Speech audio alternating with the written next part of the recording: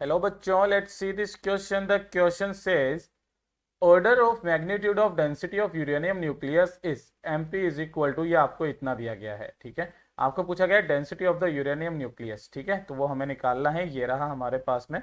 तो चलिए इसको सॉल्व आउट करते हैं। सबसे पहले तो मैं सॉल्यूशंस के अंदर यहाँ पर मैं आपको बताऊंगा की कॉन्सेप्ट, है ना। तो की कॉन्सेप्ट हम लोग किसको काम में लेंगे, वो हम लोग काम में लेंगे। आपको रेडियस का फॉर्मूला याद है बेटा, है ना।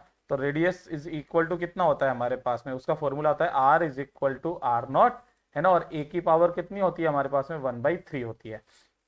और जहां पर जो आर नोट होती है, आर नोट की वैल्यू भी मैं आपको बता देता हूँ, that will equal to 1.25 multiplied by 10⁻⁻15 metre होती है। ओके, तो ध्यान से देखिएगा, यहाँ पर जैसे हमने इसको पुट कर दिया तो ये आ जाएगा हमारे पास में 1.25 ए की पावर, है ना, और 1/3 इंटू 10⁻⁻15 मीटर के इक्वल हो जाएगी। ए क्या होता है बेटा हमारे पास में, यहाँ पर मास नंबर होता है। ठीक है, and mass of the uranium nucleus will be, कितना होता है हमारे पास में, mass of the uranium nucleus will be m is equal to, या फिर लगभग बराबर हम लोग लिख सकते हैं ए एम पी के इक्वल होता है। ठीक है, वेयर वेयर बेटा एम पी क्या होता है हमारे पास में, मास ऑफ प्रोटॉन। ठीक है, मास ऑफ प्रोटॉन होता है। ठीक है बेटा, ये होता है हमारे पास में मास ऑफ प्रोटॉन।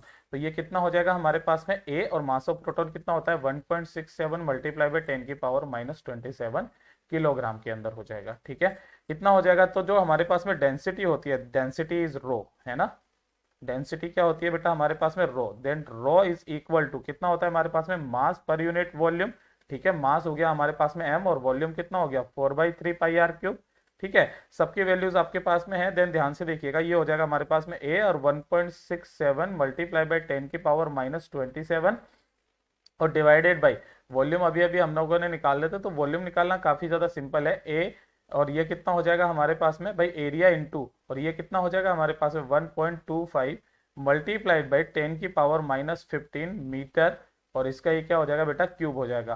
तो यहाँ से जो हमारे पास में density will comes out to be, कितना आ जाएगा, density rho is equal to 2.0, लगभग बराबर मैं बता रहा हूँ, यह आ जाएगा 2.0 इंटू 10⁻17 kg पर मीटर क्यूब के इक्वल आ जाएगा। That will be our answer. तो यहाँ से 2 इंटू 10⁻17 जो है हमारे पास में, यानी कि 17 की टर्म में आ रहा है। दैट मीन्स जो बी है हमारा वो एकदम करेक्ट आंसर हो जाएगा। चलिए इसको हाईलाइट किए दे रहे हैं बेटा, ये वाला जो है हमारा B is our correct answer. Hope you understood it well, all the very best.